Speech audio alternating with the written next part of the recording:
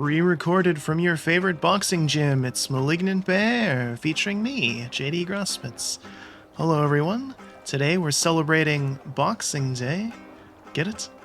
By going to the old country. We're gonna go to visit merry old England in Assassin's Creed Valhalla. This game came out a couple years ago, and just very recently made a triumphant return to Steam. I guess triumphant, I didn't realize it wasn't there. Way to go, Ubisoft. But, yeah, and I saw it was on sale, so I snagged it, and it's fun enough that I wanted to do a quick little video on it. It has some problems for sure, it's very much a Ubisoft video game, but it seemed like the perfect game to play on Boxing Day. So, without any further ado, let's go Viking. So here's us. We are playing as the male Viking. You have the option there. You can go with male or female Ivor, and you can change it at any time, which is good. You don't have a whole lot of customization other than tattoos and hairstyles, and I haven't unlocked too many of them yet. But we have quite a bit of gear. Obviously, we had to go for the bear set. I got a higher edition of the game specifically for that. Awful, I know. But, here's our crew. Here's our ship. We haven't customized it yet. We haven't gotten too many options there.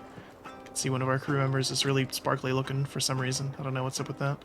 But yeah, we are here in East Anglia in Northwick. So we'll zoom out here so we can see the map. I've been playing too long, only about 15 hours or so. And a lot of that was just kind of running around exploring. I wanted to chart the coast. So if you played Assassin's Creed Origins or Odyssey, this is an Assassin's Creed game more in the line of those. Honestly, it's not a particularly good Assassin's Creed game. You don't feel like an assassin at all. But as a Viking simulator, it's pretty cool. I will give it that. This game has one of the longest intros I've ever seen in a game. Like the tutorial area to fully complete it took me like 8 hours. And then after that, it takes off the training wheels. It's like, all right, now you can do some fun stuff once you actually get to England. The story's, it's there. It's nothing special. There's none of the characters are all that memorable, which is a letdown because quite a few of them in Odyssey were very good. I thought Odyssey had some really good writing, especially of the main character. Ivor is just kind of around. They don't have a lot of personality. Neither do too many of your companions. But the gameplay's fun enough. So that's what we're going to check out. So we're going to do some raiding. That's what going a Viking is. So we're on our boat here. Our longship. We're going to go down the river and we're going to raid an abbey. Your crew will automatically do things like this. They'll raise and lower the mast as you're going through bridges and stuff.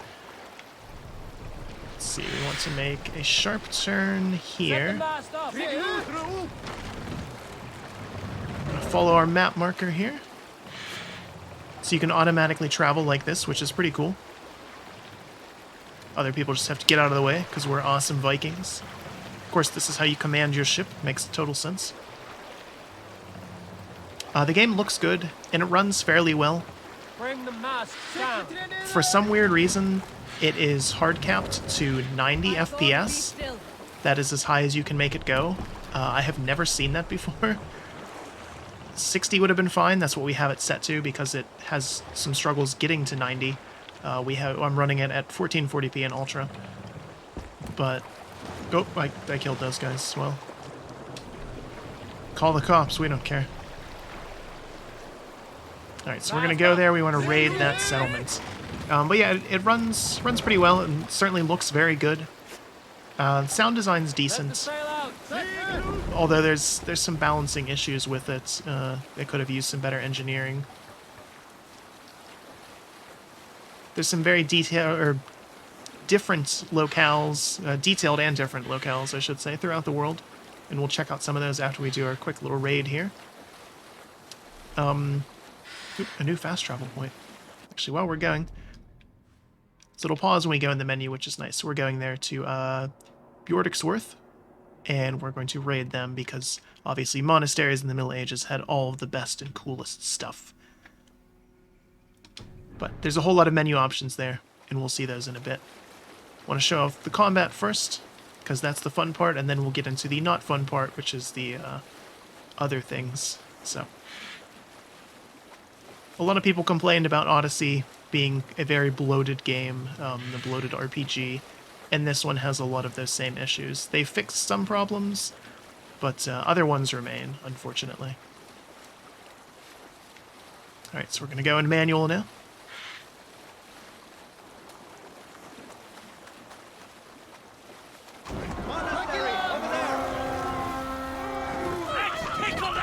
Alright, me and the boys. Not a phone in sight, just living in the moment here. Take the plunder. So your Vikings will come out, and they will fight and loot things with you. Guys with spears are dangerous, as Geralt of Rivia well knows. So we're going with sword and board. Dual wielding is kind of awkward in this game. I'm not super crazy about it. And I need more perks to make two-handed better.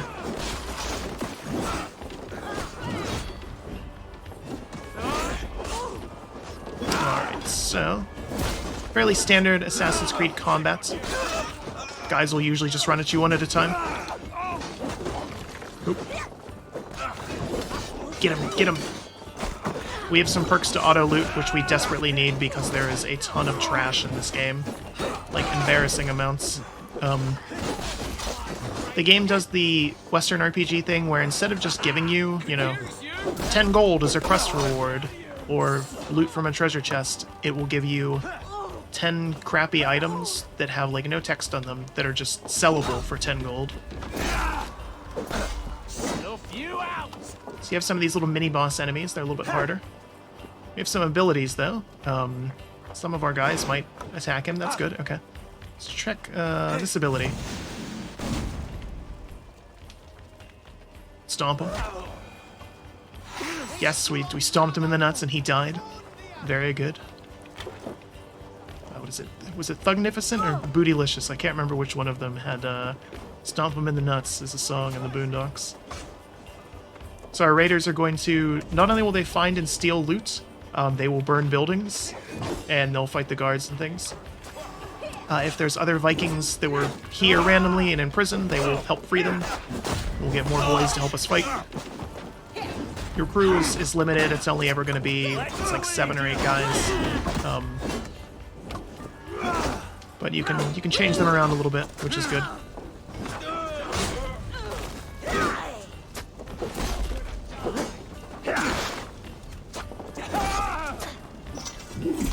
There's some brutal executions in this game. Hey, come here. You need your Vikings around to help you with stuff, like opening doors. Come on, man. So we can go in and get even better loot. You have to be careful not to kill the monks. That causes desynchronization. Because it's Assassin's Creed, we are still connected to the Animus. There is still that storyline happening for some reason. I honestly just wish that they would drop it at this point. It doesn't serve any purpose. I liked the bit in Black Flag where it was just like, oh yeah, we're making an Assassin's Creed game. It was very meta, and that's what they should have kept with. Of like, yep, Abstergo is just a video game developer, and they're making games based on people's memories. It hasn't been intrusive like it was in the first 3 games, but it's still around, which is kind of annoying. You can find some letters and little bits of lore telling you about the time period. So this is in 870 AD. So this is when the Vikings were taking over England quite effectively, I might add. So the Great Heathen Army was here, and we are technically part of that. Let's see, is there more loot anywhere? We have detective vision, or Witcher senses, or whatever you want to call it, because, it's a modern video game. It's the loot up there. Oh, you jerks. Thankfully, even if buildings are on fire, it doesn't really matter. So we want to get anything and everything we can here. You guys are so effective, there's not even anything left to kill, is there? At least down here. Come on. On our mini-map, we can see where stuff might be, so we know there's more stuff in the bigger church. And you can mark things then on the map and find them. You also have a raven.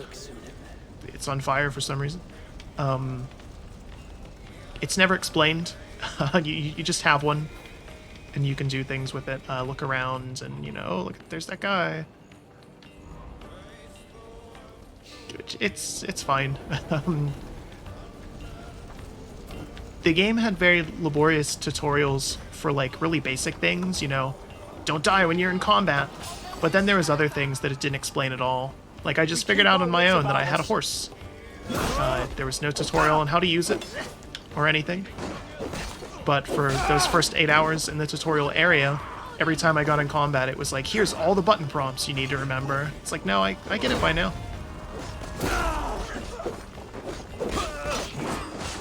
If you sequence broke at all in the tutorial, there was things that it just didn't explain, like some of the little mini-games and side content that you could stumble upon but then have no idea how to do unless you went through the tutorial properly. Which is weird because this game has a ton of accessibility options. This is one of the most accessible games I've ever played in terms of settings. You can play this game in every colorblind mode imaginable. There's difficulty settings that are completely tunable, so you can have this be as hard or difficult as, or as hard or easy as you want, I should say. You can play it completely with a screen reader even, which is just amazing. That's a lot of work to get that into a game, especially one as potentially long and in-depth as this one. So I thought that was cool, but yeah, the actual gameplay itself kind of leaves something to be desired on that front. Hey, come here a moment. Let's go in. I made my crew mostly women because all the men that I could choose had way better beards than me, and I didn't think that was right, so. If I'm the captain and a Viking, I should have the best beard, right? So you have a health bar, a stamina bar, and your adrenaline bar. Adrenaline is what you use for those abilities. Stamina is stamina. And health is health. I have some buffs above it. And I have rations over there to the left as well. You can eat your rations during combat. And heal up, which is nice.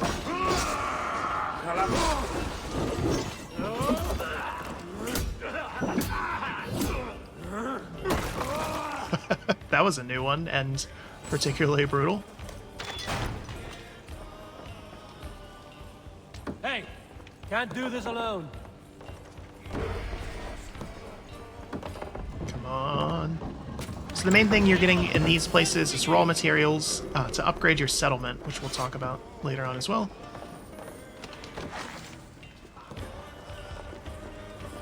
More loot. Sometimes you can break doors like that. What were you doing in here? There's not even anything in here. Just standing around, huh? Alright.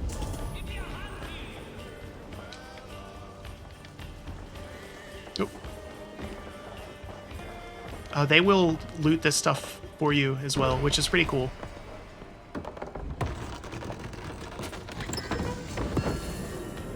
This might be it for here. See. Wait. All right, we have what we came for. All right, raid completed. It tells us. That's good. All right, so yeah, that's like the basic kind of combat gameplay and stuff. Again, it's fun. I like that your guys can do things, which is pretty cool. And you can see the fruits of your labor. Things are on fire now, and everyone's dead, and all the monks have fled. Well, for the most part. Pick up dead bodies. You can throw them. Not very far, but you can throw them. And there's perks for that as well. So. But yeah, raid successful. You can see it's now done on the map, and we've unlocked some other stuff. So let's take a look at the map. Now that we've seen the gameplay, let's talk about the other things. So here on the map, you have all the different stuff that you can see. You know, your longship, your quests, targets that you have, settlements, all the exploration stuff. Again, it's very much a Ubisoft game. You're not collecting feathers like you were in the first Assassin's Creed, but instead there's dozens, if not hundreds, of these other things that you can find. I will give them credit, they are fairly different, but there's still quite a lot of them. So,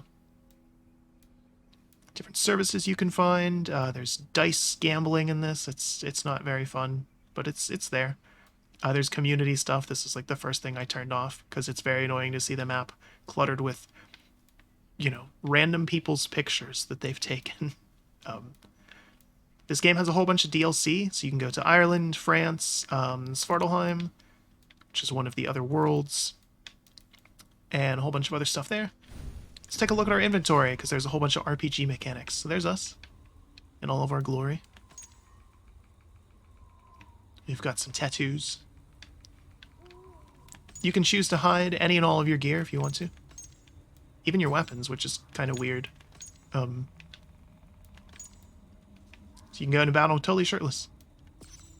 The game has an option for nudity in the menu, and I actually did a quest with some nudists, but none of them were nude, so I don't quite understand what that was about. Ubisoft, please.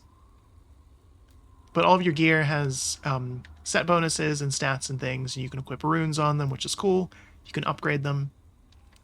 They fixed one of the problems that Odyssey had, where Odyssey just showered you in completely worthless garbage equipment all the time. Most of it you would just get rid of. Instead, they have just kind of more focused items. You know, we only have a handful of these various, you know, chest pieces and things for right now. And they're all tied to sets, and they have the different stats of either bear, wolf, or raven. And then you can spec into different skills to get more bonuses out of that. And same thing with the weapons. There's still a lot of them, so you can get a lot of variety, but it's not overwhelming. So instead of just finding these when you kill random guys, they're set places in the world or from quests. So you have the option to either dual wield, sword and board, or two-hand. I'm working on getting the perk to dual wield two-handers, because that seems like the most awesome thing.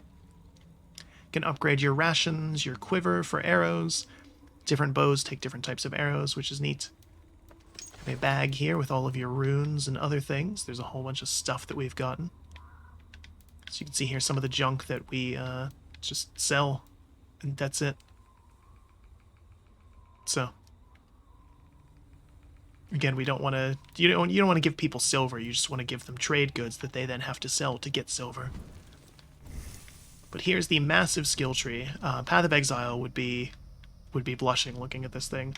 We can't zoom out any further than this, which is weird, because it's gigantic. I can't, like, to try to demonstrate the scope of how big this is and how much crap is here is overwhelming, and most of it is just crap.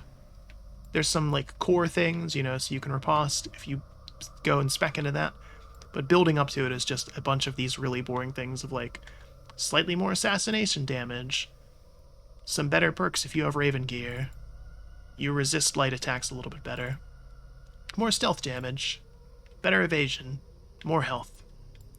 Just garbage stuff. You get 2 skill points every time you level up, so they're trying to get you through it a little faster. And we can see here that yellow things are kind of aligned to the Raven, blue things for the wolf, and red things for the bear. I honestly wish that they had just done like a kind of three leveled thing, you know, start at one point, and then you get to go, you know, left, middle, or right to go for those, and have a lot less of these boring perks and more of these just exciting ones. That would have been better, but whatever. Here's some of our abilities. You unlock these by finding them in the world. You can upgrade them as well, which is neat. There is some... No, I wanted to go to this one. There is some slight assassination stuff in this. The Order of Assassins doesn't really exist yet. They're kind of like a fledgling thing, and you're helping them get started by tracking down some of these other guys that are not quite Templars, because they're not really a thing yet either. This is not nearly as in-depth as the one in Odyssey was. Most of these characters that I've seen and killed, they don't have much personality. You get a little line or two from them when you kill them. That's about it. All of them are just like comically evil as well, so there's no shades of gray. And gone is the excellent mercenary system from Odyssey, where you could find unique enemies and capture them and get them to join your crew and fight for you. I thought that was a really cool system. It was very obviously aping on the Nemesis system from the Mordor games, and it's just totally gone from this, at least from what I can tell. I haven't run into it yet, if it is here. There's a cash shop, because of course there is in a single-player game, and things in it are quite expensive, so. And they do the thing where you can't just buy them outright. Oh no, you have to buy their special currency. And then, you know, it's sold in weird amounts. But you can become Esbjerg. So the reason you collect all that stuff in the world while we did that raid was so you can upgrade your town of Ravensthorpe. There's our crew getting off the boat, which is good. You can add goofy little trinkets and things around the town, which is nice. And use the things to build more buildings and get more services. So if we wanted, you know, the hunter's hut or the ability to have mead, we could build those. The bakery. So some of these things are more important than others. For example, it tells you have to get the Hidden Ones Bureau. Those are the assassins. And there's some things like that. But again, very RPG. There is obviously going to be a lot of content in this map. We saw just a small section of it just to get from there down to there and do some fighting. It took us a while. And there's tons of stuff in between the entire way. All these little areas you can do, all these little side objectives. And each province here has its own. So we did pretty much everything in Grandfordshire. I'll have to go back there for some other stuff later. But we have some main quests here, and I'm not even going to try to pronounce that. Thank goodness they changed the name over the years. But the world's pretty big, and again, this is not all of it. Right now we can only go to England or Norway. And Norway is where you start out, so. But let's go all the way to the north, because I did run up here to show this off a little bit as well. So we can go to Jorvik. And this was one of the big towns that was, I believe it was founded by some of the Vikings. So it's an interesting time period in English history for sure, which is kind of what drew me to the game. Obviously, it's been a little bit more popular as of late. Like with the Vikings show, this came out while that show was kind of winding down, I believe. So here you can see all of the things that we have gotten close enough to on the map to show off. Highlighted there for us very nicely. There's a lot of them, and this is only scratching the surface because we haven't been to large sections of the map. We're only seeing things that we got close enough to that it tagged for us. And you can turn that on or off as well. You can make this as, you know, hand-holdy and Skyrim-y as you want, or, you know, hands-off and you have to do everything. Can we jump off of here? Yeah, we can. So yeah, there's still, you know, bales of hay. Get to swan dive into like that, which is pretty cool. Some other stuff. Obviously full parkour as well. Let's see. You can run around and climb things and all that. No stamina when you're doing this, thank goodness. They were smart enough to get rid of that. So you just get to really have fun and run around and explore the world. It's pretty snowy up here in the north, which is nice. Again, varied locales. Everything looks good. We'll check out Hadrian's Wall. So obviously the character we're playing was not a real person, but there are plenty of real places and a couple real characters that we have run into so far. In the tutorial, you interact with King Harold the Fair-Haired and decide that you don't want to be one of his vassals, so that's why you're here. But yeah, Hadrian's Wall. I like that it's, you know, somehow has fires on it. There's no NPCs or anything up here. I haven't seen any yet, at least, other than there's one down there. But, you know, even when Hadrian's Wall was built at the height of the Roman Empire, manning it was a logistical nightmare. the idea that they could even attempt to do this now when there's massive holes in it is a little odd. There's a guy down there that we can fight if we want to. I tried and he killed me very quickly. Because we shouldn't be up here yet. Too high level. Very cold. But yeah, Assassin's Creed Valhalla. It's pretty fun. I probably wouldn't have paid full price for it, even with the amount of content in it, because I think it is potentially a lot of repetitive content. But I think there is, you know, there's still room for these games. Every couple of years, I get the itch for something like this, where I can just, you know, kind of turn off my brain and play a Ubisoft game, which is nice. And I give them credit for doing some interesting settings with things as well. Even though Vikings are getting more popular, and they certainly were when this came out, obviously, you know, like God of War Ragnarok just came out not too long ago, and that's all the rage. But getting to play as just, you know, a Viking and doing Viking stuff. There's not a whole lot of those, so it's cool to see them explore some interesting settings. And be able to deform snow. Perfect for the holidays. Let's see, what else can we do real quick? When you're on your boat, Vikings can sing songs or tell stories, which is kind of neat. There's not too many of them, so they get a little repetitive, but again, that seems to be kind of the theme here. There's a lot here in terms of quantity, and it's decent quality, but, you know, maybe not quite for everybody. Although this look, this is for everybody. We should bring this back. Yeah. Any day now. Full bear fur is going to be in style again.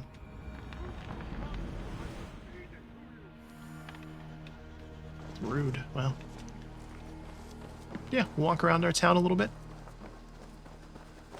But this is the game I'm going to play to unwind a little bit over the holidays when I have some time. Like I said, it's been fun so far, nothing serious. And probably a little too repetitive to stream, so I just wanted to put a video out on it. Not a quick video, I'm looking at the time and it's a little longer than I thought it would be, but again, still worth showcasing, having something out there. So we can demonstrate the wonders of being a Viking on Boxing Day. Anyways, as always, I certainly enjoyed this, and whether you were here live, or, well, I guess not live, pre-recorded this time, I hope you enjoyed it too. And until next time, have a good one.